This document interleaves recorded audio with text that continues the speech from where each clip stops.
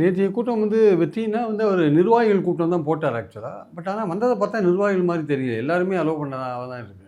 அவர் என்ன சொன்னார், இந்த ஸ்டாண்டிங் ஆப்ரேட்டிங் ப்ரொசீஜர்னு போட்டு என்னுடைய கூட்டங்களை கட்டுப்படுத்துகிறாங்க.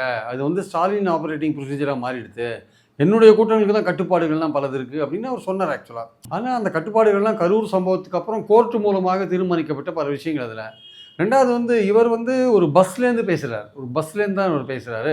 அப்போ அந்த பஸ்லேருந்து பேசும்போது ரோடு ஓரத்தில் எங்கள் மைதானத்தில் பஸ்லேருந்து பேசும்போது அதுக்கேற்ற க்ரௌடை தான் அவர் அசம்பிள் பண்ண முடியும். அந்த பஸ்ஸை சுற்றி எவ்வளோ பேர் நிற்கிறாங்க அந்த கணக்கில் தான் அவங்க பர்மிஷன் கொடுப்பாங்க 5000 பேர்னு.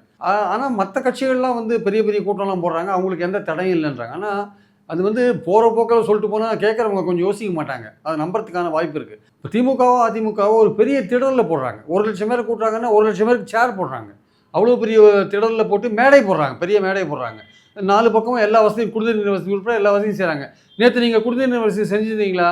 செஞ்சிருந்தாலும் அந்த இவன் செத்துருப்பானா, அந்த ஆள் செத்துருப்பானா, சூரஜின்னு ஒருத்தர் இறந்து போனார். ஒரு மயக்கம் போட்டு கீழே விழுந்தார். இப்போ நீங்கள் எதாவது தண்ணி வசதி ஏதாவது செஞ்சீங்களான்னு ஒன்றும் தெரியல ஆக்சுவலாக. பண்ணியிருந்தாங்களா பண்ணலையான்னு தெரியல. ஒருத்தர் மயங்கி விழுந்துட்டார், வெயிலில் மயங்கி விழுந்து இறந்து போயிட்டார். அவருக்கு ஏற்கனவே ஹார்ட் ப்ராப்ளம் இருக்குது, இறந்து போயிட்டார் வச்சுக்கோங்க. அப்போது பாயிண்ட் என்னென்னா வந்து அவருக்கு மட்டும்தான் அந்த கட்டுப்பாடுகள்லாம் போடுறாங்கன்றது தப்பு ஆக்சுவலாக. அதாவது அவர் வந்து மக்கள் கேட்குறாங்க, நம்ம என்ன வேணால் சொல்லலாம்னு போகிறாருல்ல, அது தப்பு. எனக்கு என்னோடய வீடே தமிழ்நாடு தான் அப்படின்றாரு. அது பழைய அர்த்தப்பழசான ஒரு வாதம். என்னோடய தமிழ்நாடே என் வீடுன்றதெல்லாம் அதெல்லாம் பல தடவை கேட்டு பிடிச்சி போன விஷயம். அது மட்டும் இல்லை, நான் தான் முதல் பாதுகாவலன் அப்படின்றார். கரெக்ட், நீ முதல் பாதுகாவலன் தான். நீங்கள் உங்கள் கூட்டத்தில் வர உங்கள் ரசிகர்களே பாதுகாக்க முடியல, அவங்க உயிரையே பாதுகாக்க முடியலையே.